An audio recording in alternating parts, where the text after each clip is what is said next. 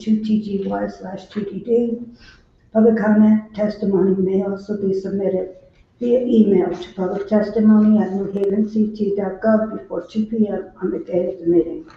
This meeting may be viewed on the New Haven Board of Alders YouTube page. Thank you, and I'd like to introduce the committee members to my right. Good evening, all. Yvette Hamilton, Ward 24 Alder, Vice Chair to the committee. To my right. Alder Evelyn Rodriguez, Ward 4. Teresa Maria, Ward. Thank you, and I'm Rosa Ferraro Santana, Ward 13. Is Kate Anderson here this evening? Come on up.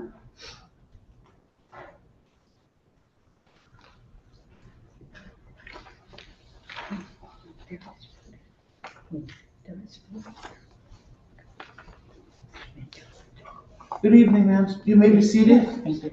Your name and address for the record, please. Kay Anderson, and I live at 380 Huntington Street, Thank you. New Haven. And you're being appointed to the Food Policy Council. Yes. What do you know about the Food Policy Council and why are you interested in joining? Well, I've been working both here and previous to coming to New Haven in food justice work. Mm-hmm. I would like to see some real changes regarding the distribution and availability of healthy food for people in New Haven.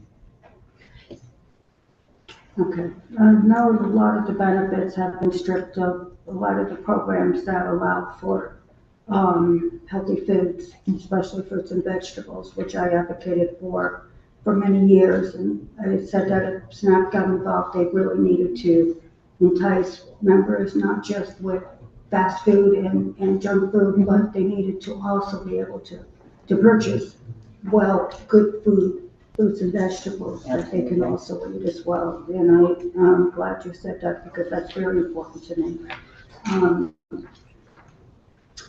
So I will ask if there's any other questions from the committee. Alder Hamilton. Thank you, Chair Santana. Good evening, Ms. Anderson. What do you know about the Food Policy Council, ma'am? Quite honestly, I don't know a lot about it. I would guess that it is working towards a more equitable food system here. Right. And do you have any idea of the meeting times and or schedule that the Food Policy Council does meet? Actually, well, I was told that they meet once a month, but regardless, because this is something that's very important to me, I will make time to see that happen. You'll make yourself available? Absolutely. Right. Can I suggest that maybe you try to find out exactly a little overview of what they do in the interim, you know what I mean? What the responsibility of the Food Policy Council is and how they contribute to the overall food system here in New Haven, because they do very important work. Yes, indeed. And know kind of what, their hours of operation and that sort of thing. Sounds like, do you know who the players are, like on the council, anyone? Operation wise or anything, or how did you hear about it to even be wanting to be participated in, I'm sorry, my memory is not the best. I was recently in a car accident. But, no worries. With the cab that was here. Okay. I participated in that program for 2 years. Okay. And I'm still working with them in terms of reaching out to the community. And I want to be involved. Yeah. Thank you. All right, cool. Thank you so much for answering. Thank you, Chair. I'm finished. I do want to remind the colleagues that the Food Policy Council hasn't met. Oh, yes, in a while. Okay. Yes. So I just wanted to make sure that you know that. And Right. so it's very difficult to garner support and have meetings when no one shows up. So Yeah. hopefully we'll be able to get some people to the Food Policy Council. I just wanted to make that known so everybody's aware of it. Any further questions from the committee? Seeing none, thank you. That's it. Thank you. Yeah, Pleasure. Thank you so much. Susan Harris?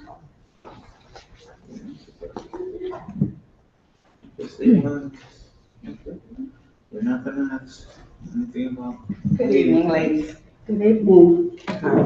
I'm Susan Harris, 10 Springside Avenue, Apartment 1. And when do you want to sit on the Policy Council? Well, I was on the Food Policy Council previously, but we got down to 3 members. There wasn't a quorum, so there was no more Food Policy Council. So I'm familiar with the background of the council. And I'll let my colleague, Alder Hamilton, ask the next question. Because I know what she's going to ask. I'm not gonna ask anything about meeting times and all that because you haven't been, so there is no. They used to meet on Monday, I think it was Monday mornings, 10 o'clock, right across the hall. When they do resurrect, let's just start there. Okay. You're able to give forth your time Yes, and effort when they I'll be do, there. Start again? yes, Thank you so much. No That's all worries. we need to know. Thank you. I'll be there. That's why I put my name forward. Thank you. Any further questions? Seeing none, thank you. Thank Ms. you. That was easy. Yeah, we don't bite. I know. Nadine Horton.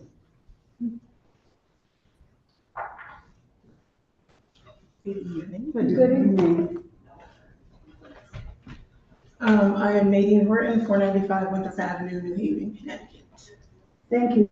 And you're also going to be asked to sit on the Food Policy Council. Why do you want to sit on it? I come at it from a different angle, I think, than my other committee members in that I actually grow food. So I run a community garden in the neighborhood. I'm the founder and garden coordinator for the last 9 years of the Armory Community Garden. So we sit right next to the historic Gulf Street Armory and right behind the Wheeler Avenue Jail.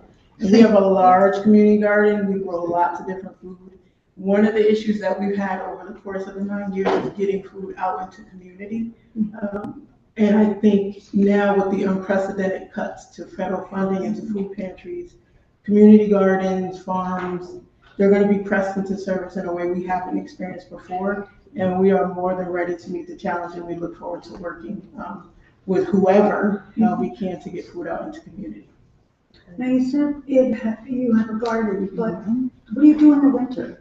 So our growing season because we are in New England, we're in the Northeast, our growing season is 7 months long. So we run from the middle of April to the end of October. And over the winter, we can grow a little bit, we can extend it a little bit into November, but after that, it's just too cold.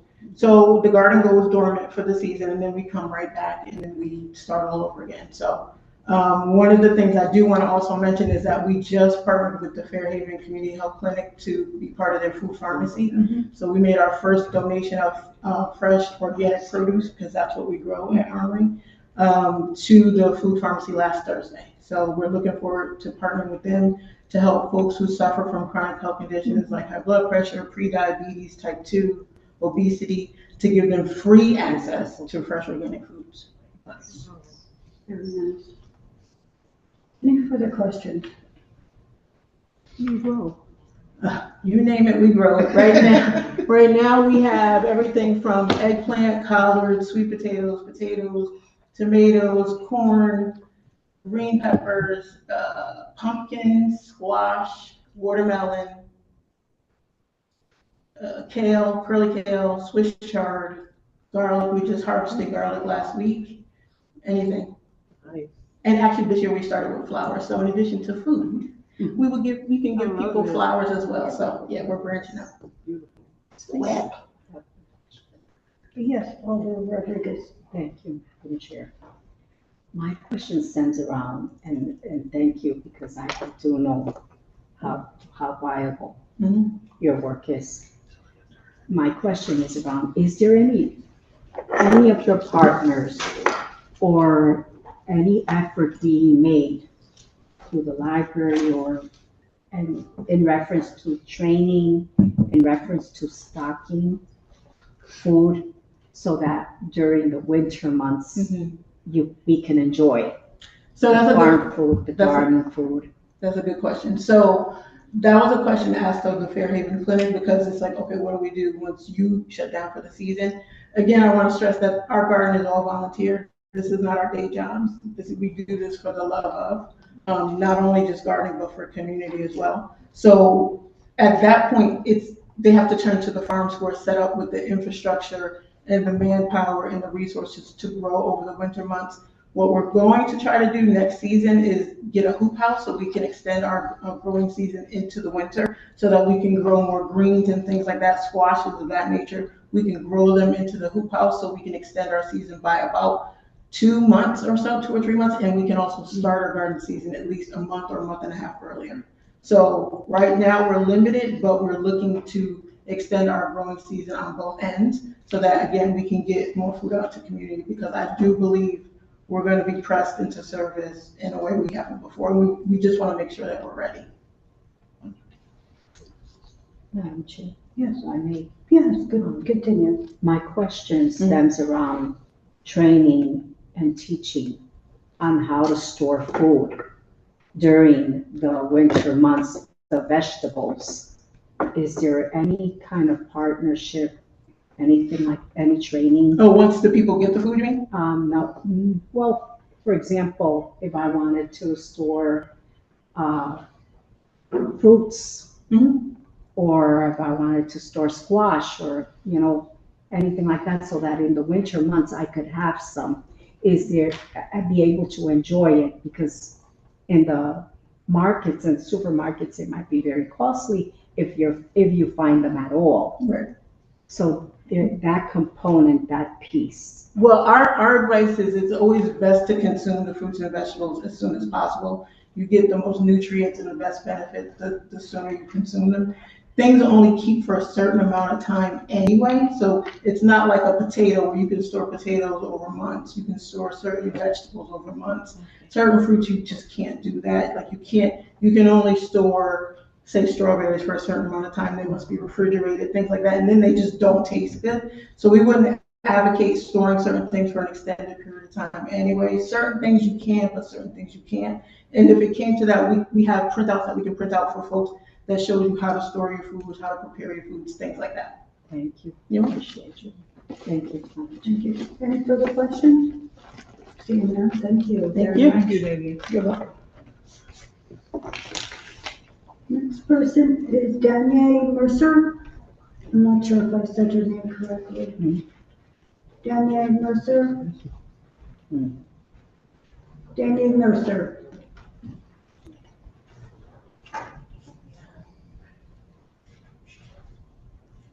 Jamel Rashid.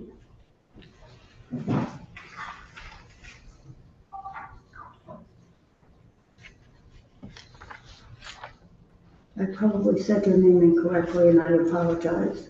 No problem. Good evening. My name is Jamila Rashid, 22 Arthur Street. New Haven? Yes. And you're being also asked to sit on the Food Policy Council. Yes. Why do you want to sit on the Food Well, Policy Council? first of all, I'm interested in working with like-minded people who are interested in providing the best service for people who are underserved in the city. Right now, I am the director of a nonprofit, the New Haven Inner City Enrichment Center, or the NICE Center. We run a food pantry out of the New Haven Police Department substation in the Hill South neighborhood. I've attended meetings of the New Haven Food Policy Council in the past. I'd say maybe about 7 or 8 years ago when they were a little active. So I'm familiar with some of the processes. But I also, and we've run the food pantry for 8 years in that location.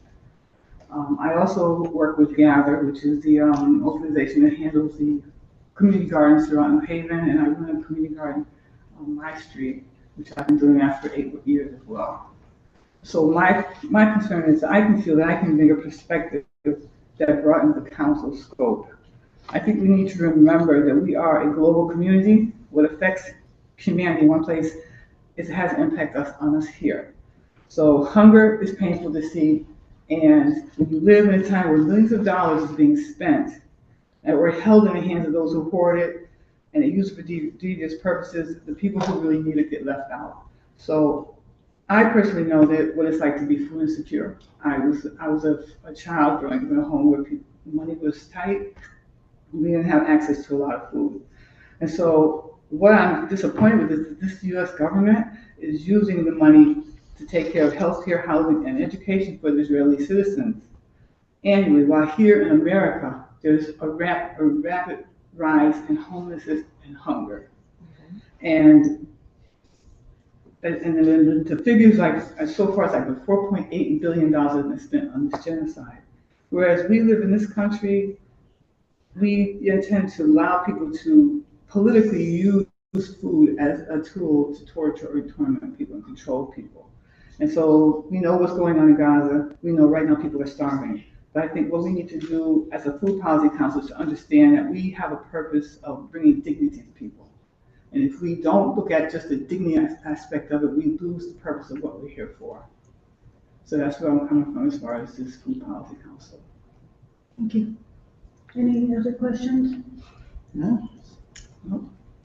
I have a question. Rodriguez. Oh, thank you so much. I know the work you do. I've seen in the community. My question stems around the same question that I had asked the prior individual in reference to storing food, saving food so that we could enjoy vegetables more in the year and in the and fruits throughout the year.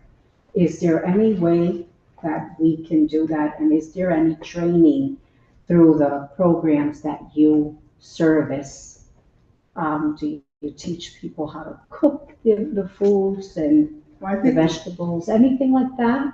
Well, I think, if we're working toward trying to engage and improve the service of the Food Policy Council, that aspect of, food preservation is something that I think people would have to be directed to sources that can help them with that.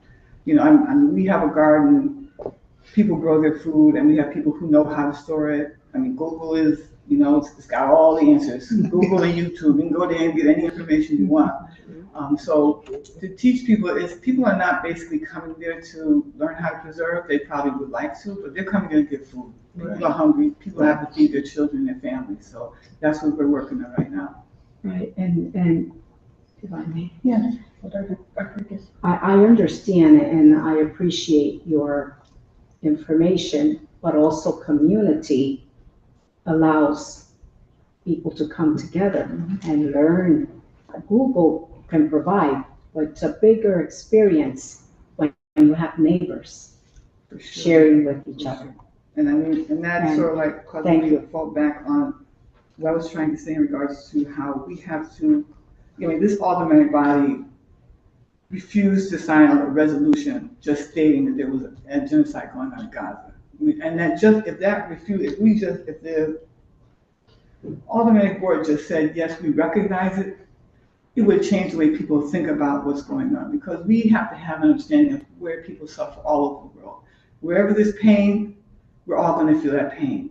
And because of the change in our government, and our federal government, we've taken funds away, the money that has been just spilled and poured into that situation over there is going to affect us in the future. Our children are going to be hungry. People are going to be desperate. So we have to start thinking outside the box and think about how we are going to make a change as a community. That is, community has to come together. We have to teach people how they can get their resources, how they can support each other, and how they can change the status of what we're at right now. Thank you. All right. Thank you, Madam Chair. Stephen Worland.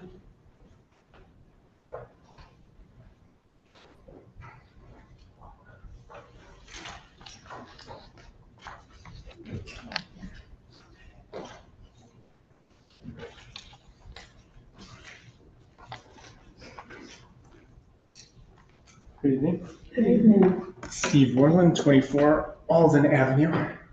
Thank you. You've been requested to sit on the Food Policy Council, and I'm going to ask you the same question. Sure. So my day job is as Executive Director of Downtown Eating Soup Kitchen. my understanding is that the Food Policy Council, as with most of the city, many of the city commissions, is to provide expertise and to try to advise members of the Board of Alders around appropriate legislation. So I feel like it's an obligation that I have to bring my expertise and work on the ground to the conversation. Thank you. Anyone have any further questions? Can you fit it in your day job? I'll make sure I fit it in. Thank you. Something's important to make the time, right? Yes. Thank you. Any other questions? Thank you for what you do. Thank you. Thanks so much. Thank you. Ebony, but one more.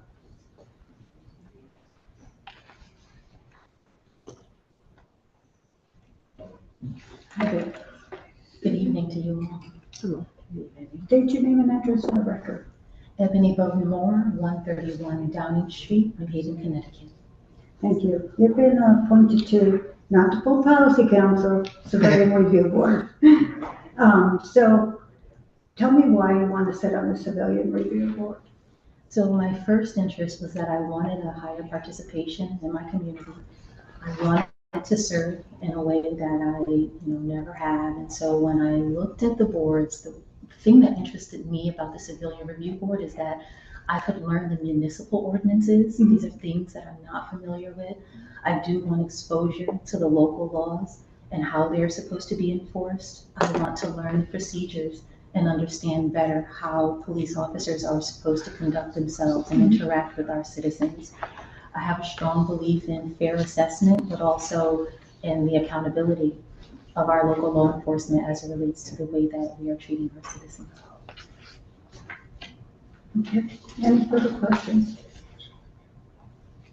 Alderman. Hi, Ebony. Thank you for your interest. And do you know when they meet? We meet every fourth Monday at 6 p.m. And how do you, if appointed, you're willing, because, it's hard work once you get into the nitty gritty of it, what they actually do. Because I have been on the CRB and it's not for the faint of heart. There's a lot of reading, a lot of research, looking into both sides of issues, you know what I mean? Yeah. And if appointed, would you be willing to stay the long haul? Because it does take time. I am, yes. I explained in the beginning in the earlier conversations that I believe the reading, the meetings, the learning, it all is preparing me for a journey toward law school. So it's something that I should be preparing for now, for the future. So I'm ready to read. Cool. All right. Thank you so much. Thank you. Any further questions? Thank you. Thank you so very Thank much. you. Good evening. Brian Humbug.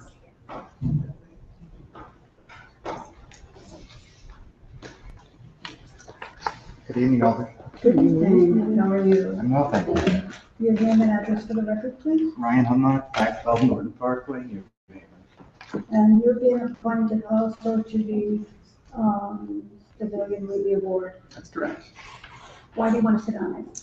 A litany of reasons. I am a practicing attorney. I have been an investigator in the past. I am a lifelong public servant. First when I lived in New York, and then I moved to Connecticut 4 years ago. I can't think of a better way to serve my community that intersects with my professional responsibilities as a criminal defense attorney. I see a lot of good cops and I see a lot of bad cops, and the Civilian Review Board is uniquely positioned to steer us towards more good cops and less bad cops. We have noticed the media reports indicating that this particular committee has been without members. There's been a turnover. And that seems problematic to me because I don't know how a committee does work when it doesn't have members. So I can't think of a better way to put my professional skills to use, give back to my community. And on a personal note, my grandfather was a patrol sergeant for a police force in New York. And he instilled in my family what good policing looks like, good community policing looks like. And that's important to me. I also agree with community policing because it's a wonderful benefit for the community when a police officer lives and works in the same area or town that they work in, not all of them do anymore. Absolutely, and we're a large metro area, and we have a police force that is habitually down in numbers, and our police force works hard doing what they do, and sometimes we have to take who wants to do the job, which is a kind of our situation. Any further questions? Thank you, Chair. Any further questions? No. Okay, over here, Martin.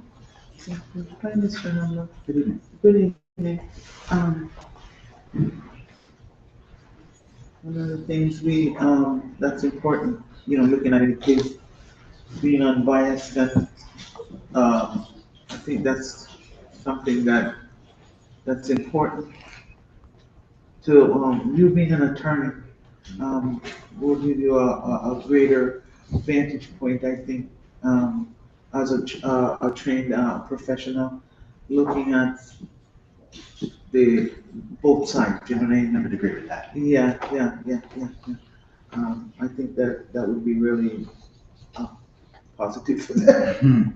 Yeah, you know what I mean? Because the civilian review board, a lot of them are lay people like myself, so having probably a legal person in there, it can only be a benefit. You know what I mean? I would agree. My only thought is and hope is that a person, you look unbiasedly at every situation. You know what I mean? If appointed as an individual. So I can state unequivocally for the record that I would approach every investigation and every oversight without bias. As I said, I'm a criminal defense attorney, but I've worked on both sides of that particular criminal legal system. And as a criminal defense attorney, my professional job is to go into court and make sure that my client stands in front of the court clothed in the presumption of innocence, and that it's the government's burden to prove them guilty if they are guilty. Not that we presume that they've done something wrong. And in the instance of the Civilian Review Board, there are two sides, in fact, three sides to every story. There is the report, there is the investigation, and there's the truth that nobody actually knows except the people who were there. And we want to get as close to that truth as we can. Yes, indeed. Yes, indeed. Thank you so much. Thank you, Chair. Any further questions? Yes, Alder Rodriguez. Thank you, Attorney, Hunlock. Hunlock, yes. How long have you lived in New Haven? I've been here for 4 years. 4 years, okay. And do you know about the community-based policing and all of, and pretty much a lot about the police department? I do know quite a bit about the police department. I've been a consumer of their services as someone who lives here. I have clients who have been on the other side of them. I'm acutely familiar with the New Haven PD. They do a hard job. We have a crime problem in the city. There's no doubt about it. So I'm definitely empathetic to that. We could do a lot more in the way of community policing. It's just a matter of getting to full staffing, and that has a whole lot of other problems. But I'm familiar with the general idea that we're going for. Thank you. Thank you, Madam Chair. Yes, Alder. I have a follow-up from Mr. Attorney. Have you ever litigated any cases against the New Haven Police Department, sir? No. Or any police department for that matter? Yes, in New York. Okay. When I was in law school ages ago, I actually worked on the civilian accountability project there that was helping the city of Albany, New York, get its own civilian review board up and going, and helping that body have a set of bylaws and a charter that actually comported with the law and was and wasn't just a set of ideals on paper. Because it turns out there's a whole profession dedicated to turning ideals into legalese. And it's like, we're good at that. So that is one of the things I did. And we did do some litigation in that context. But I was but a cog in that. I was but a lowly law student. Okay. Whose name appeared, seven down on a brief. Okay, very good. Thank you so much. Thank you. Thank you, Chair. You've come a long way from Albany. I did. I came here for work. I came here, I fell in You love. miss a lot, you miss the snow? I mean, we get snow here once in a while, but the answer is no. Everybody I talked to in Albany was like, oh no, we love it there. How could you deal with all that snow? I was there for graduate school and law school and stayed a few years after that. And then I came here for a job. I used to work for the court system and then did a series of jobs. And I have no intention of ever going back to Albany, New York. Connecticut is my home. I love New Haven. I plan to put down roots here. So. Which probably answers a question that one of you might have, would I want to stay on the board long term? Yes. Well, that's always the question because the Civilian Review Board has had its ups and downs, but, and we started the Civilian Review Board about 4 years ago, I think. We revamped version of it. And I worked on the legislation of it to get it established when I was chair of legislation. So I'm very excited that we're getting members and that we can fully support this and actually have membership that take their task very serious and understand everything that goes along with it. Absolutely. Because everyone has a voice. You may have an opinion, but everyone else has a voice and an opinion as well. Absolutely. So you all have to work together.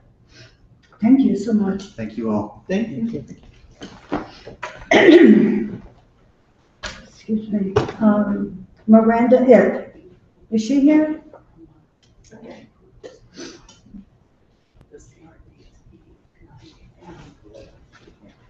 Good evening. Your name and address for the rest. Miranda Ip, 173 Livingston Street. And you're being appointed to the lead poisoning advisory committee. Yes. Tell me why you want to sit on the committee. Well, as we all know, New Haven, like a lot of formerly heavily industrialized older cities in the United States, has a lead problem. And, as we now know, no lead level is safe in children. As a pediatrician here in New Haven for the last decade, I have seen, lead daily, regularly in my patient population. I think maybe over the last 5 or 6 years, the process for having those families and patients cared for has become a little more transparent, but there's still a lot of work to be done, especially on the prevention side. Yeah. Thank you. Any questions from the committee? No, just availability of time. I know that the committee meets about once a month, usually in the evening hours, and I have that time. Any other questions from the committee? Thank you. She explained a number of important things in her write-ups. Yeah. Thank you so much. Thank you so much. Thank you. Thank you. Appreciate it. Andrea Morel.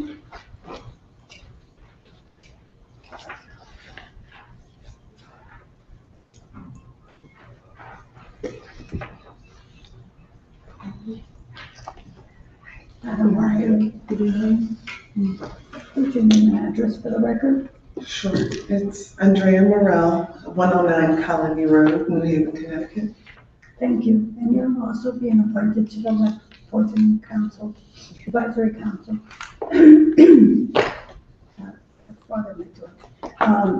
Tell us why you want to sit on the committee.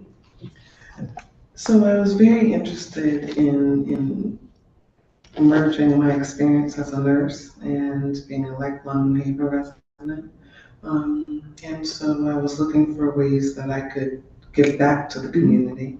I understand that it happens kind of in these spaces. It's not always like the glamorous work that you might see, but the things get changed in the small committees and making sure that the residents are safe. But also, I inherited a house from my great aunts, and right before COVID, one of our tenants child tested positive for lead. And so we needed to go through the process of lead abatement. And it was a very interesting and at times challenging process. So I feel like I have a unique perspective that I could offer to the committee, and maybe help bring some awareness to how individual landlords might feel about the process. Interesting. Yeah, we had a lot of old homes that had a lot of, that paint that was, lead based. And so people were, putting it up, they didn't know when they did it. And so years later, they find out that it was wrong to do. So, it affects everyone in the family. Like New Haven's full of old homes. Absolutely. Any other questions? No questions from me. You available for the meetings? Yes, my understanding is that they haven't set them, but I'm committed to making sure I am available to them. Yeah. I thought they were already meeting, Misty. They haven't met either. Okay, thank you. All right, thank you. Thank you, ma'am. Carl Bass?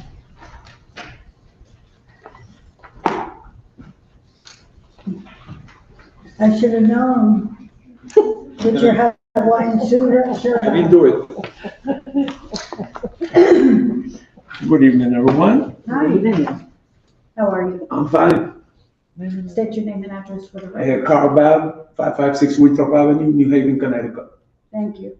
You're being appointed to the Commission on Parks, Programs, and Recreational Facilities. So I know you sat on the board a long time, and you still want to continue on the board.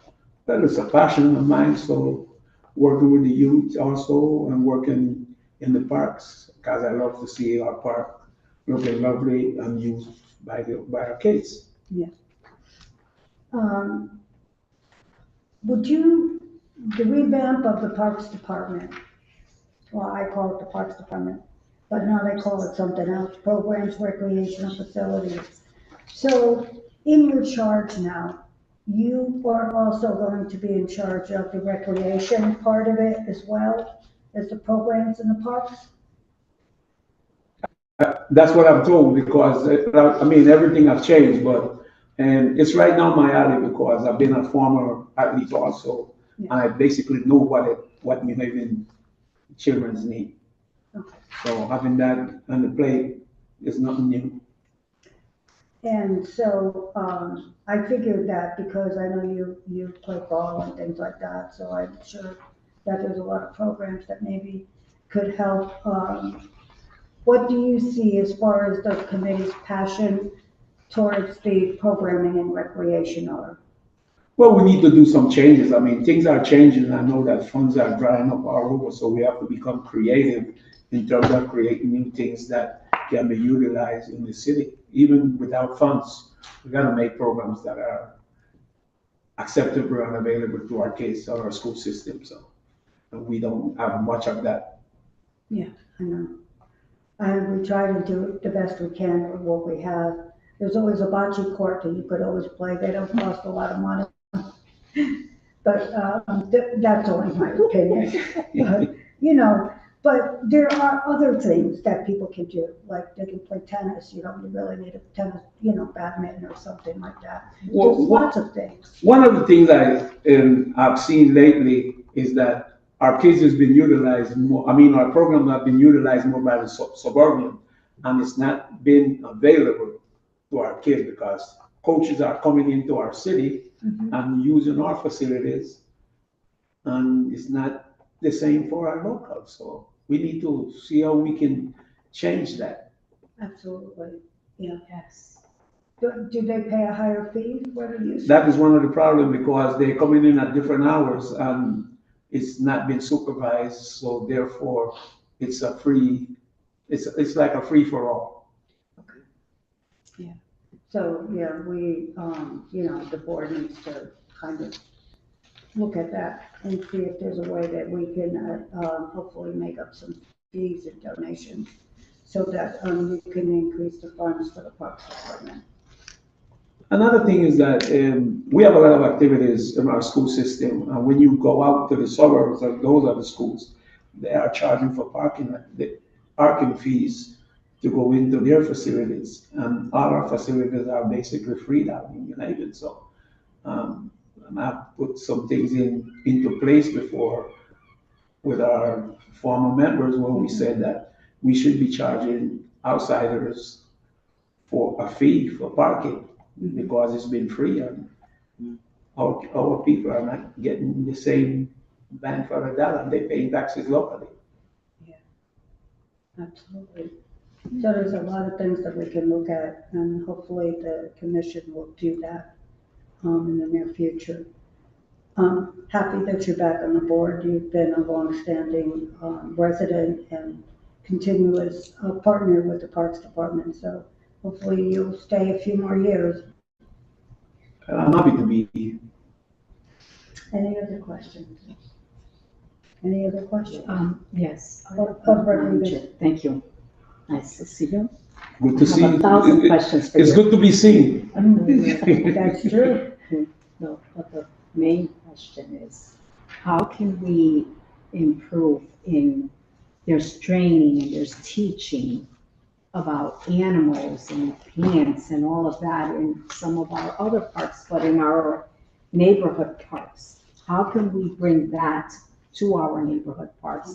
Like, the park on Truman or the park on Arch, and, that we would be, our children there would be able to benefit.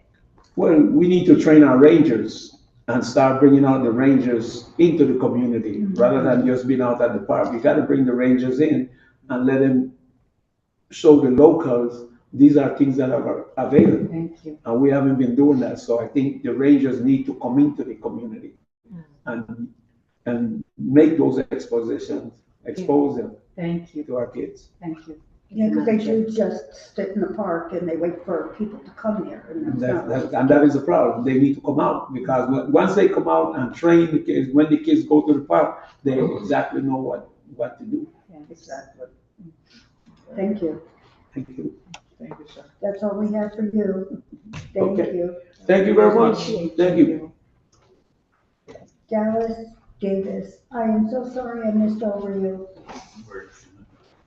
My colleague pointed it out, I just went to the next number. I put a check mark next to you, and I said, oh, I did it. And I said, so I went to the next one. She goes, no, you didn't. No problem. Good evening. Good evening. Dallas Davis, 132 Temple Street, New Connecticut. Thank you. You've been appointed to the parking authority. Yes. Tell us why you want to sit on the parking authority. Well, it was right next door to the Crown Street Temple Garage. And I've gotten to know a lot of the men and women who work in the garage.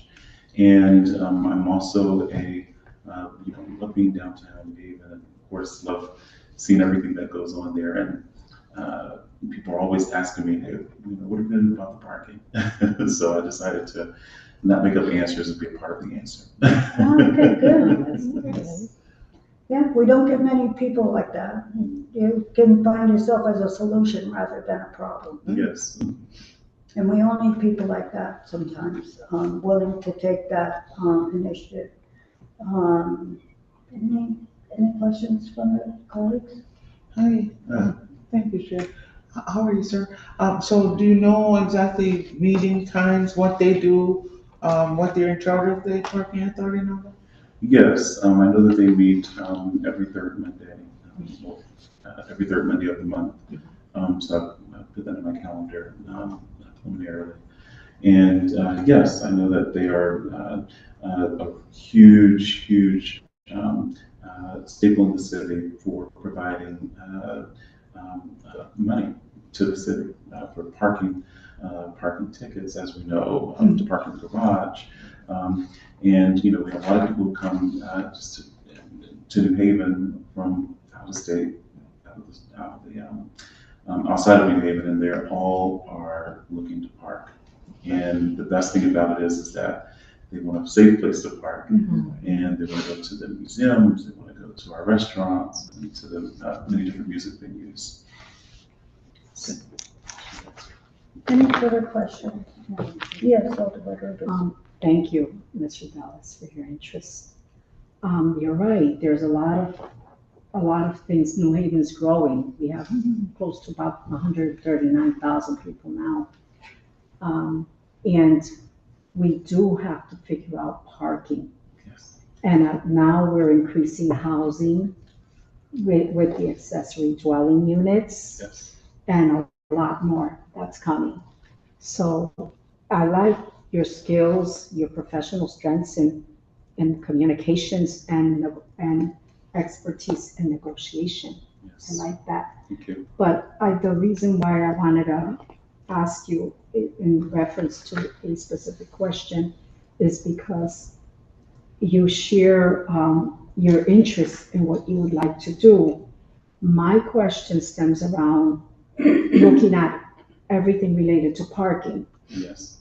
And what do you think would be one thing that we could introduce now in reference to parking, maybe within the neighborhood, since the population is increasing, more housing, more people are needing parking?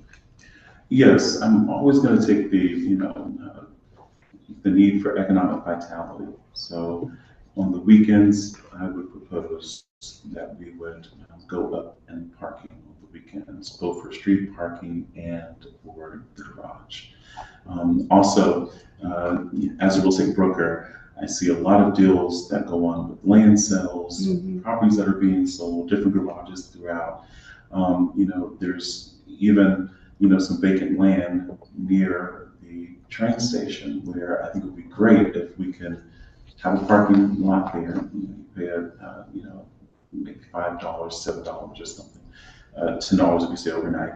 And there's a shuttle bus that will take you from the train station into downtown New Haven. And I think that's really good to build community because everyone will be on this bus from around the state of Connecticut. And they're able to not have to worry about, parking if there's snow, if there's, ice on the road, or in my case, being right downtown New Haven, I'll look outside and I'll see probably about 5 to 7 parking spots that are taken because of the charter buses that are in town for, the hotel and stuff like that, which is great on one side. Our restaurants are, making money, and people who work there are being able to provide a living for their families. But accessibility is everything. Right. It's going to be interesting. Yes. As we move forward in New Haven Yes. regarding parking. Well, thank you. Sure. Thank you, Madam Chair. My pleasure. I hope we don't come to a city like Chicago where you have to pay for parking in your condos and your rental units. That's what they do.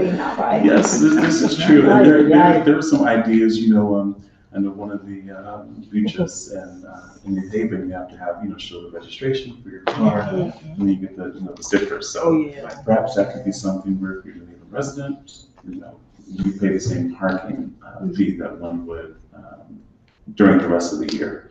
And on the weekends, people who are not. Yeah, out of town. Pay a little more. Yeah, pay a little more. Pizza park, not kidding. Thank you all. Thank you. Sure, thank you. Thank you. You as well, thank you.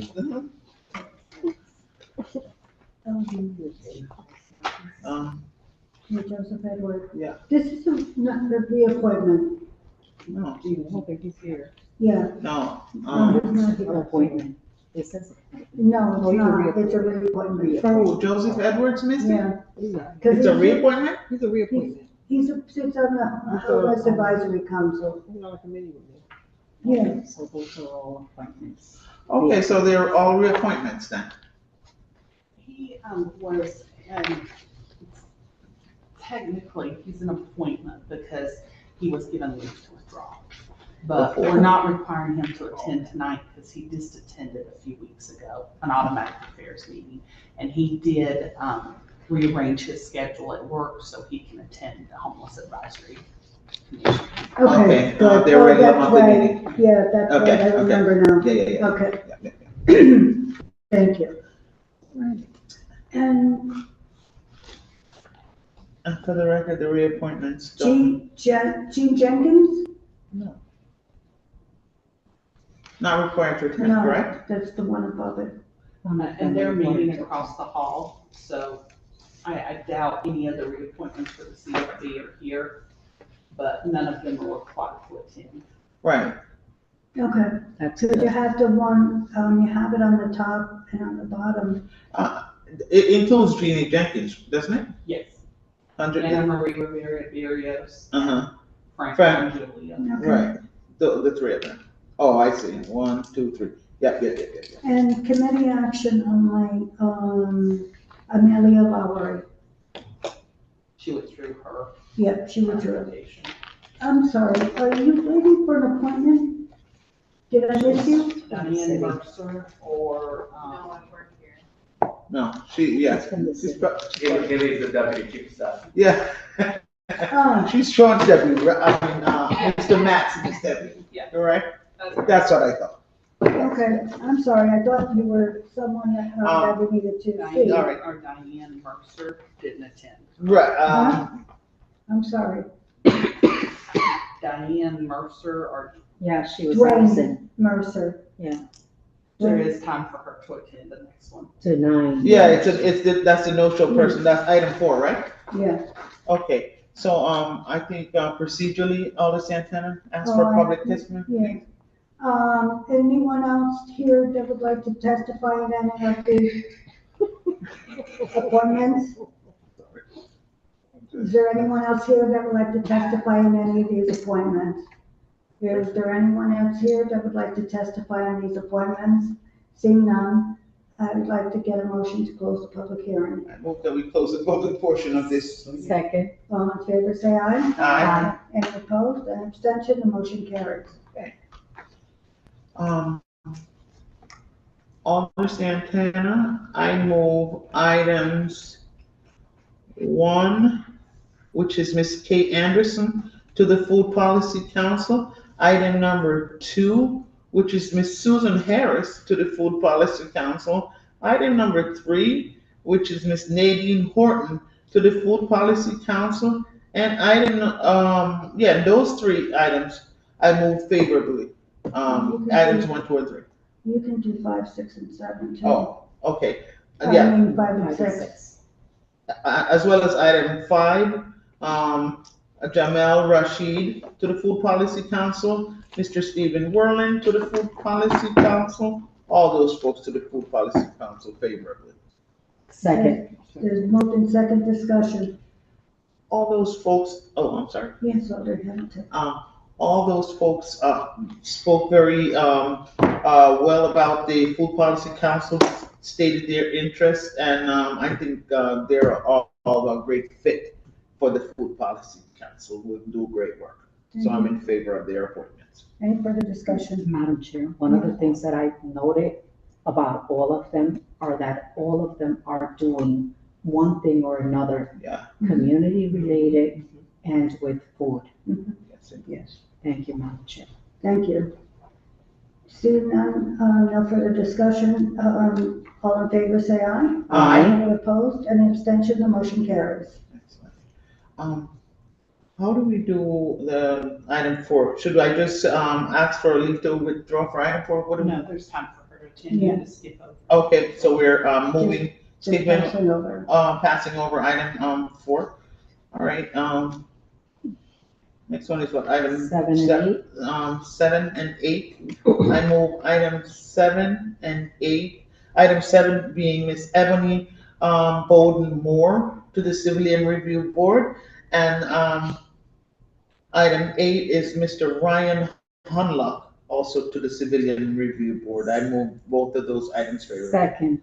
Moved in second discussion. Yes, Alder Hamilton. Well, Miss Ebony Bolden Moore sounds super interested. I think she'd be a great fit. She said she wants to learn the research possibilities in preparation for her work towards law school.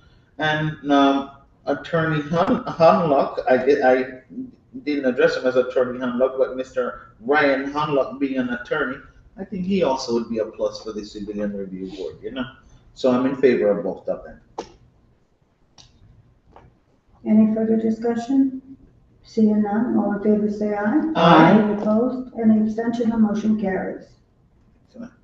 Madam Chair, Yes. I move item number 9, which is Miranda Ip to the Lead Poison Advisory Committee.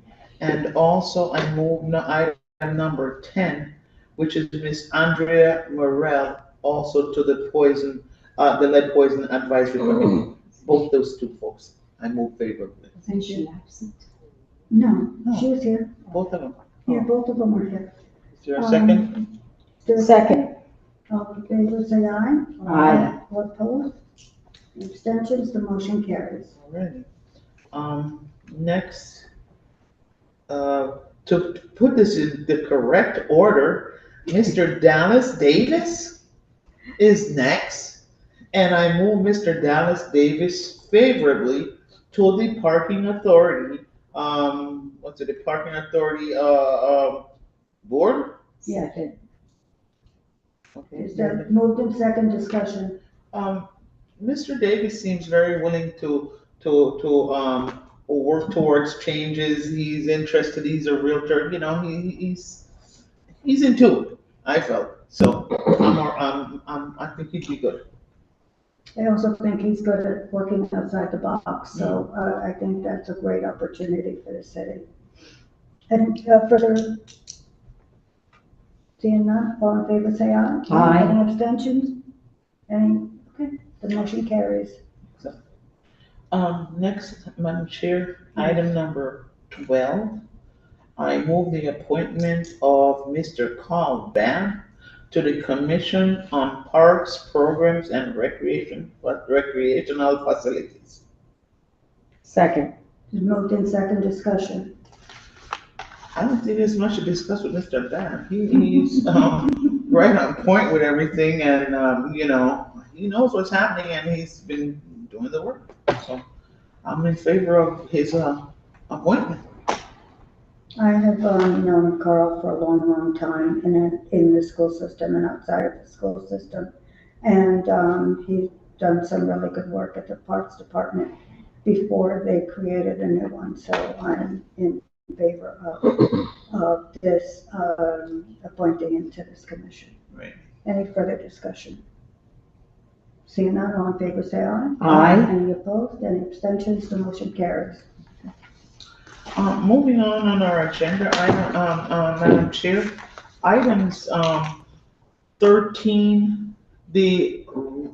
How do we term item 13, Misty? Do we say appointment or reappointment? Which is it? It's technically an appointment. Okay. Okay, so the appointment of Mr. Joseph Edwards, we're gonna move that favorably, as Mr. Edwards has been here before, and he's willing to work. Okay? Is there a second? Second. There's moved in second discussion.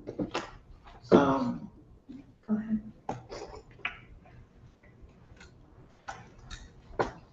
He's prepared for the homeless advisory. He's been there before, familiar with, and I'm in favor of his appointment.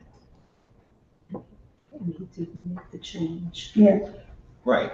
He made the change in his schedule to accommodate the timing Yes. of meetings so that he'll be there for the Yeah. meetings, right? As prepared and announced. So Okay. yes, let's give him his opportunity. Thank Right. you. Mm-hmm. Any further discussion? Seeing none, all in favor say aye. Aye. Any opposed? Any abstention? The motion carries. Madam Chair, items 14, the reappointment of Ms. Jeannie Jenkins to the Civilian Review Board. Item number 15, the reappointment of Ms. Anne Marie Rivera Barrios to the Civilian Review Board. Item number 16, the reappointment of Frank Mangillo, to the Lead Poison Advisory Committee. These three, reappointments have a 100% attendance records and did not need to be here to be reappointment because they are doing their jobs. So, I'm in favor of their reappointments and, yeah. Second. Moved in second discussion. Seeing none, all in favor say aye. Aye. Any opposed, any abstention, the motion carries. And in reference to item number 17, which says committee action only, we're just asking for a leave to withdraw Yes. for Miss Amelia Lowry from the Food Policy Council because she withdrew her name, correct? Yeah. Yes, so we're Second. asking for leave to withdraw. Moved in second discussion. The lady removed her name, she can't serve, so give her leave to withdraw. All in favor say aye. Aye. Any opposed, any abstention, the motion carries. Madam Chair, I move that we adjourn. Second. Then moved in second discussion. No discussion. All in favor say aye. Aye. Any opposed, any abstention, the motion carries. Good night. We are adjourned. There is over there. Yes. Misty, is your recording on? Yeah. All right. Let's stop the recording, please, before I start talking. I don't know which button to. Oh. Thank you. Thank you, Misty. At least you Thank did. I think that I just stopped the video. I don't know if it's. Yeah. No, it's okay. I don't know if it's stopped. I love you. I say, anyone else in the audience Okay. that would like to testify needs